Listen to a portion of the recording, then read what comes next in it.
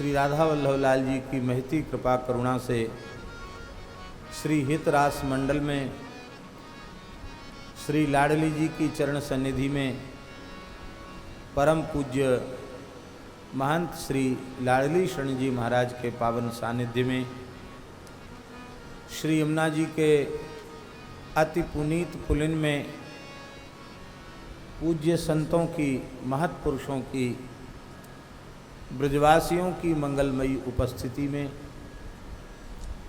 हम आप सबको मानव जीवन का सर्वोत्कृष्ट फल सत्संग परम पवित्र आषाढ़ मास में श्रीमद् भागवत के माध्यम से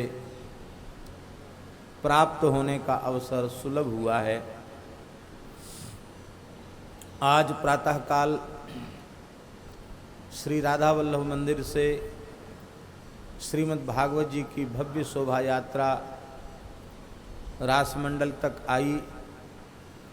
पुराण सम्राट अपने दिव्य पीठ पर विराजमान हुए एवं संक्षिप्त मंगलाचरण का स्मरण प्रातःकाल किया गया। अब ग्रंथ का मंगलमय आरंभ कर रहे हैं। संक्षिप्त महात्म्य की चर्चा के पश्चात आगे के प्रकरण का शुभारंभ करेंगे। आज मध्याह्न में सच्चिदानंद रूपाय विश्वोत्पत्त्यादि हेतवे तापत्रय विनाशाय श्री कृष्णाय वयं नमः, इस पर चर्चा हुई। दूसरे श्लोक में श्री सुखदेव जी की शरण ग्रहण की गई। प्रथम श्लोक में भगवत शरणागति और दूसरे श्लोक में श्री सुखदेव जी की शरणागति। इसका तात्पर्य है कि भगवत शरणागति और सद्गुरु की शरणागति के बिना श्रीमद् भागवत कथा श्रवण का कथन का अधिकार नहीं है। सद्गुरु की कृपा से ही भगवत शरणागति होगी और भगवान की कृपा से सद्गुरु की प्राप्ति होगी। बिना भगवान के अनुग्रह के प्राप्ति नहीं होती। और सुखदेव जी मुनीनाम गुरुम, मुनियों के भी गुरु हैं। धर्म यस्वानुभावमखिल श्रुतिसारमेक मध्यात्म दीप मतितितीर शताम तमोन्दम संसारिणाम करुणयाः पुराण गुह्यम तम व्यास शून्यमुपयामि गुरुम मुनीनाम। मुनीनाम गुरुम, जो मुनियों के भी गुरु हैं। तो जब मुनियों के गुरु हैं तो हम सबके गुरु ही हैं सुखदेव जी महाराज। ऐसे श्री सुखदेव जी महाराज की शरण ग्रहण करते हैं। सद्गुरु की शरणागति के बिना ज्ञान को धारण करने की पात्रता उत्पन्न नहीं होती है। श्रीमद् भागवत में वर्णित जो दिव्य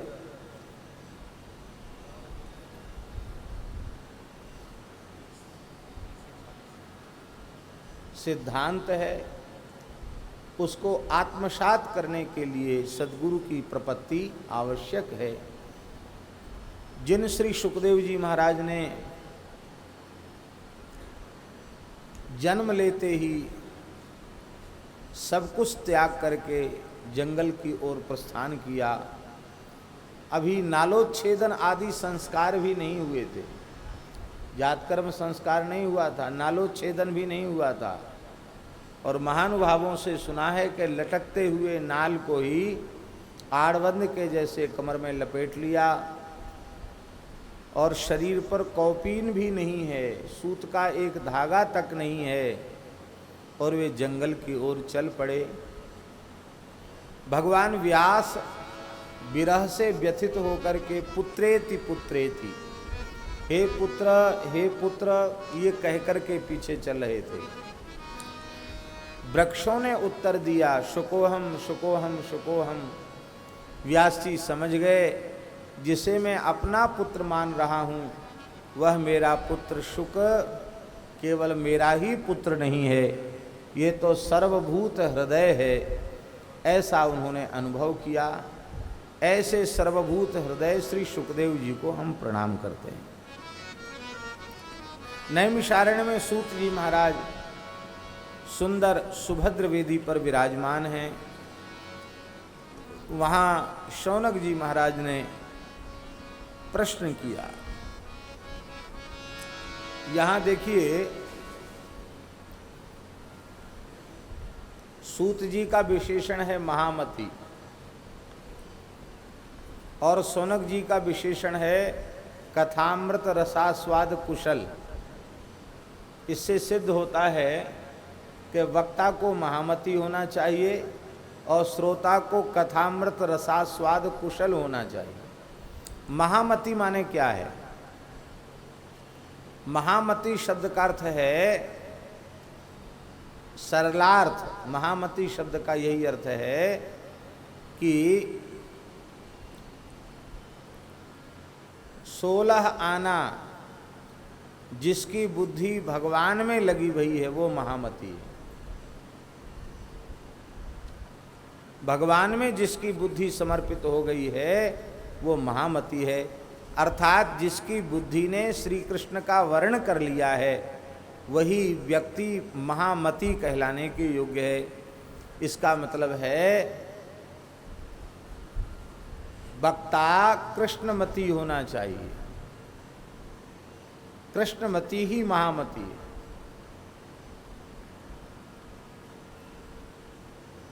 स्कंद पुराणोक्त महात्म्य इसी बात को भगवान व्यास जी ने कहा, कृष्णार्थीति धनार्थीति वक्ता श्रोता द्विधा मतः, यथा वक्ता तथा श्रोता तत्र सौख्यम विवर्धते, उभयोः वैपरीत्येतु रसाभास फलच्युति। भगवान व्यास कह रहे हैं कि 2 प्रकार के वक्ता होते हैं, 2 प्रकार के श्रोता होते हैं। एक कृष्णार्थी वक्ता और कृष्णार्थी श्रोता, और एक धनार्थी वक्ता और धनार्थी श्रोता। तो दोनों एक जैसे होंगे तब तो रसास्वादन कर सकेंगे। और उभयोः वैपरीत्येतु, दोनों विपरीत होंगे, अलग अलग प्रकृति के होंगे वक्ता श्रोता, तो रस प्रकट नहीं होगा। वहाँ जो रस होगा वो रसाभास हो जाएगा, और रसाभास होने से श्रवण के उत्तम फल की प्राप्ति नहीं होगी। धनार्थी होना मना नहीं है महाराज जी, लेकिन वक्ता धनार्थी हो तो श्रोता भी धनार्थी हो, और वक्ता कृष्णार्थी हो तो श्रोता भी कृष्णार्थी हो। ये जोड़ी है। अब वक्ता तो है धनार्थी और श्रोता है कृष्णार्थी। तो धनार्थी वक्ता कथा के माध्यम से किसी भी प्रकार से सोना चांदी रुपया कपड़ा धन पैसा का संग्रह करना चाहेगा। इन श्रोताओं के हृदय में संसार से वैराग्य हो जाए, भगवान के चरणों में अनुराग हो जाए, ये सब छोड़ के भजन में लग जाएं, ये उसके स्वयं का ही लक्ष्य नहीं है, तो श्रोताओं के उपदेश करेगा ही क्यों। तो यही कहेगा कि कल अमुक उत्सव है, सोने का कटोरा जरूरी है, चांदी का सिंहासन जरूरी है, वो छत्र ले आओ, दहेज ले आओ, ऐसा करो, रुक्मिणी जी का ब्याह है। तो वो धन संग्रह की ही बात करेगा, धन संग्रह में ही लगा रहेगा। और श्रोता है कृष्णार्थी, उसे तो व्याकुलता है कि इसी जन्म में भगवान मिल जाएं। न जाने कितने जन्मों से वो भगवान से बिछुड़ा हुआ है, उसे अनुभव हो गया। अब उसे संसार की कोई बात अच्छी लगती ही नहीं है, तो उसे अच्छा नहीं लगेगा। इसलिए श्रोताओं का भी एक स्तर होता है। वो हर व्यक्ति के सामने कथा कीर्तन के नाम पर बैठ नहीं सकते। उनकी अपनी पात्रता के अनुरूप खुराक उन्हें मिलेगी तो बैठेंगे, और नहीं मिलेगी तो क्यों बैठेंगे, नहीं बैठेंगे। और सामान्य लोग तो सब जगह, उन्हें कोई रसास्वादन से प्रयोजन नहीं है। नाच गान ढोल धमाका, जहाँ कहीं जो कुछ हो हल्ला होना चाहिए, वहाँ उनको समय पास करना है। तो कृष्णार्थी धनार्थी, श्री नांदेड़ वाले स्वामी जी इधर आकर विराज जाएं, यहाँ मंच पर आए। कृष्णार्थीति धनार्थीति वक्ता श्रोता द्विधा मता। तो अब वक्ता है कृष्णार्थी और श्रोता है धनार्थी, तो भी बात नहीं बनेगी। कृष्णार्थी वक्ता वह वही बात कहेगा जिससे जीव भगवान की ओर आगे बढ़े, और श्रोता को तो भगवान की ओर बढ़ना नहीं, उसको तो संसार की वस्तुएं चाहिए। वो कहेगा ये अच्छे बाबा जी कथा सुनाने आए, अपने जैसे ही सबको बनाना चाहते हैं, तो वहाँ भी रस नहीं आएगा। अब प्रश्न यह है कि किस श्रेणी में बैठकर कथा सुनने में कथा का संपूर्ण रस मिलेगा। तो देखिए, कृष्णार्थी बनकर कहेंगे और कृष्णार्थी बनकर सुनेंगे तो ही श्रीमद् भागवत श्रवण का उत्तम फल मिलेगा, उत्तम रस मिलेगा। धनार्थी बनकर कहेंगे, धनार्थी बनकर सुनेंगे तो उत्तम फल नहीं मिलेगा।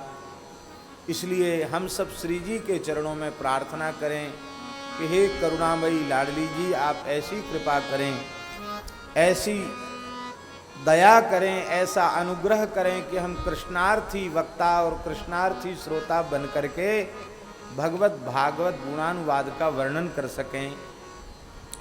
तो वक्ता को महामति होना चाहिए। महामति माने जिसकी बुद्धि सर्वथा भगवान में लगी भई हो।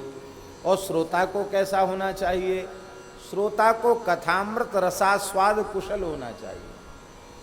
कथामृत रसास्वाद कुशल जानते हैं? कथा का रस ही अमृत है, उसके आस्वादन में जो अत्यंत कुशल है। कथा में कोई लीला हो, कोई प्रकरण हो, उन्हें कोई प्रयोजन ही नहीं है, चुपचाप बैठे हुए हैं। रस निष्पत्ति नहीं होती है, भाव की जागृति नहीं होती है।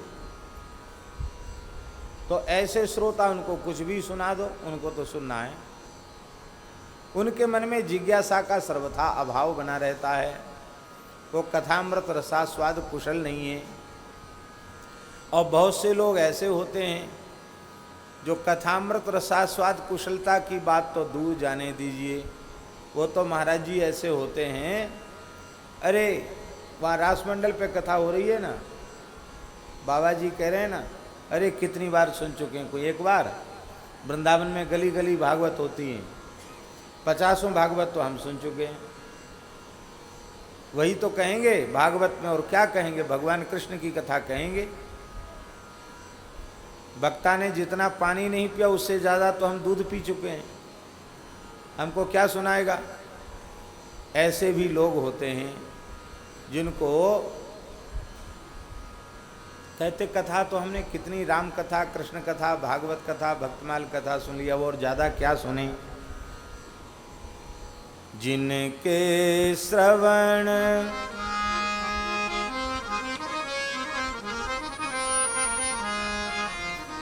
जिनके श्रवण समुद्र समाना, जिनके श्रवण समुद्र समाना, कथा तुम्हारी सुभग सरनाना, कथा तुम्हारी सुभग सरनाना,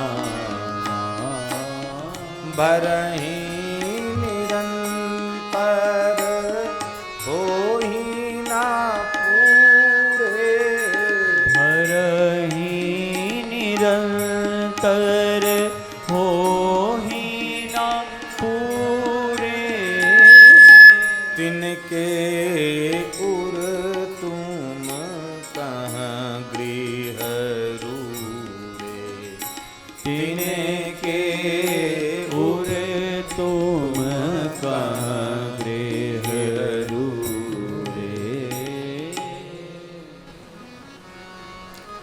जिनके श्रवण समुद्र के समान है। हजारों नदियां समुद्र में जल छोड़ती हैं, नदियों में बाढ़ आना तो सुना जाता, पर समुद्र में बाढ़ आ गई ये कभी नहीं सुना जाता। सुना जाता है कि बहुत वर्षा हो रही, समुद्र में बाढ़ आ गई, आज तक किसी ने नहीं सुना।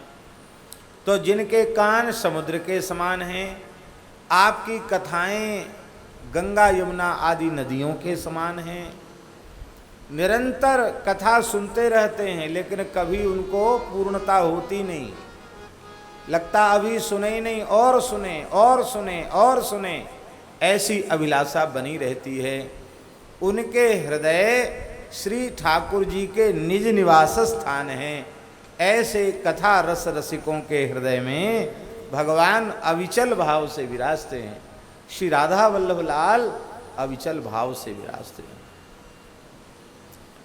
हम लोग परम सौभाग्यशाली हैं कि श्री राधा वल्लभ संप्रदायाचार्य श्री गोसाई जी कृपा करके विराजे हैं। उनकी मंगलमयी सन्निधि हम सबको प्राप्त हो रही है। तो कथामृत रसास्वाद कुशल होना चाहिए। श्रवणहु करत बढ़ी कोटि गुनी प्यास है। परीक्षित जी महाराज जितना सुनते चले गए, उनके श्रवण की प्यास उतनी अधिक बढ़ती चली गई। ऐसे ही श्री शौनक जी महाराज हैं। शौनक जी ने कहा कि भगवान, अज्ञान रूपी अंधकार को नष्ट करने में आप करोड़ों सूर्यों के समान हैं।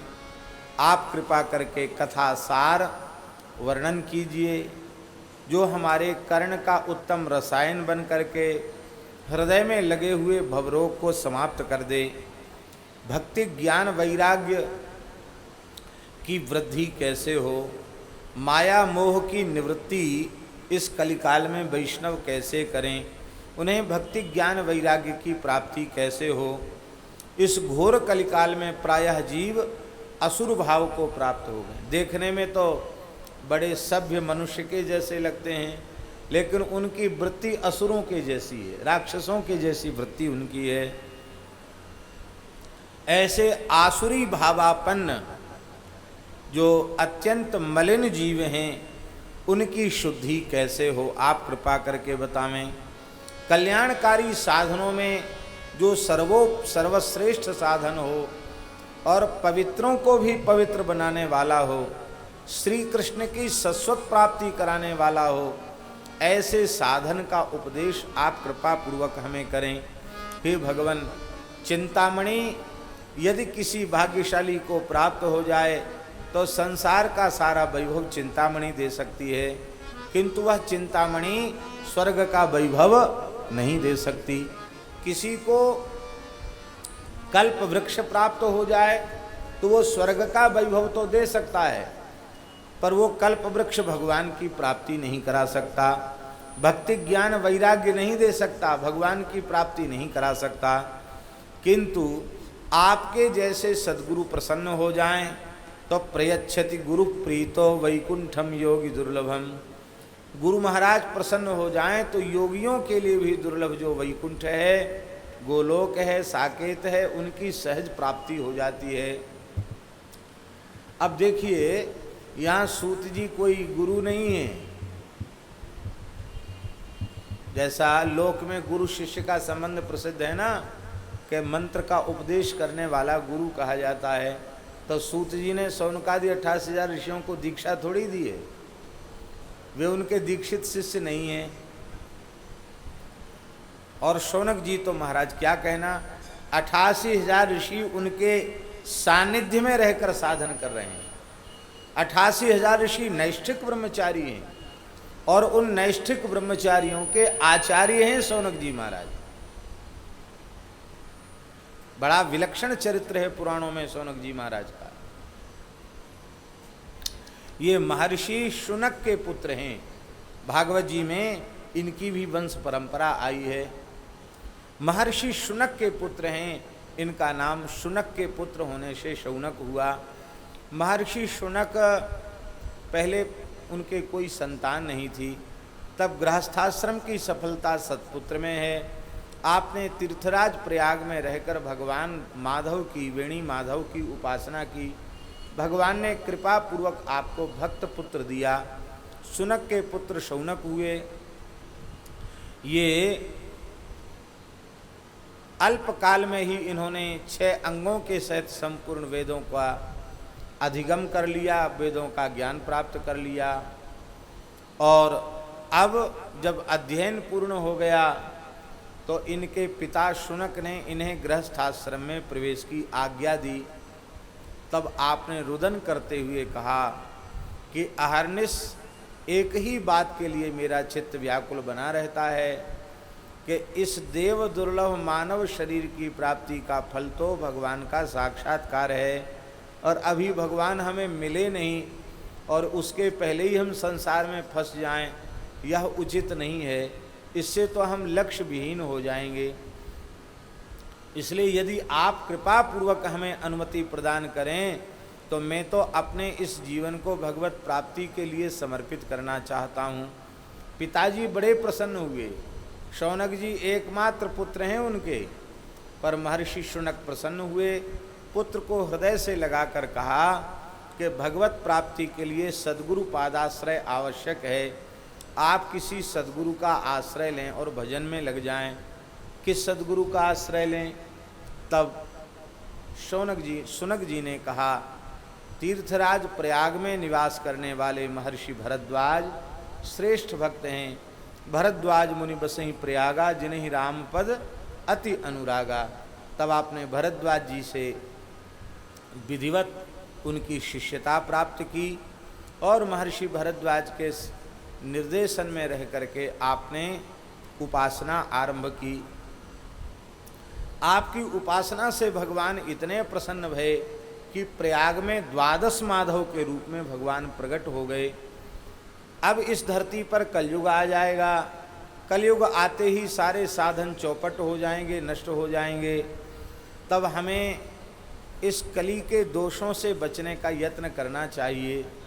ये शौनक जी ने विचार किया और विचार करके ब्रह्मा जी से प्रार्थना की। ब्रह्मा जी ने भगवान से प्रार्थना की और भगवान, ये प्रयाग की ही घटना है, तो भगवान ने अपना मनोमय चक्र धरती पर भेज दिया और कह दिया, आकाशवाणी हुई कि ये चक्र की नेमी जहाँ शीर्ण होकर के पाताल में चक्र प्रविष्ट हो जाएगा, वहाँ की 84 कोस की भूमि को कली के दोषों से वर्जित मानना, भजन के लिए सबसे उत्तम मानना।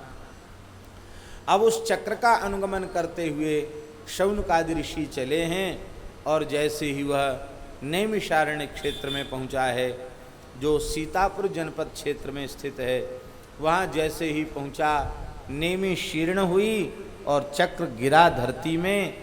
धरती फोड़कर चक्र तो पाताल में प्रविष्ट हो गया और वहाँ से जल की एक दिव्य धारा प्रकट हुई, जिसे वर्तमान समय में चक्र तीर्थ कहा जाता है। आज भी वो जल की धार ऐसे चक्र के आकार में घूमती रहती है। अभी तो बहुत समय पहले सरकार ने नीचे जाल डलवा दिया उसके, अन्यथा उसमें थाह तो है ही नहीं। गहराई कितनी है इसका कोई ठिकाना नहीं है। आज तक किसी ने थाह उसकी पाई ही नहीं। इसलिए चारों ओर दीवार बना करके और बीच में उसके जाल डाल दिया गया, जिसमें लोग, नहीं तो बहुत लोग, ऋषि ही डूबने उतराने लगे। तब डूबते हुए ऋषियों की भगवती ललिता देवी ने प्रकट होकर के रक्षा की। वह क्षेत्र कली से वर्जित माना गया। 84 कोस का क्षेत्र, नैमिषारण्य का क्षेत्र।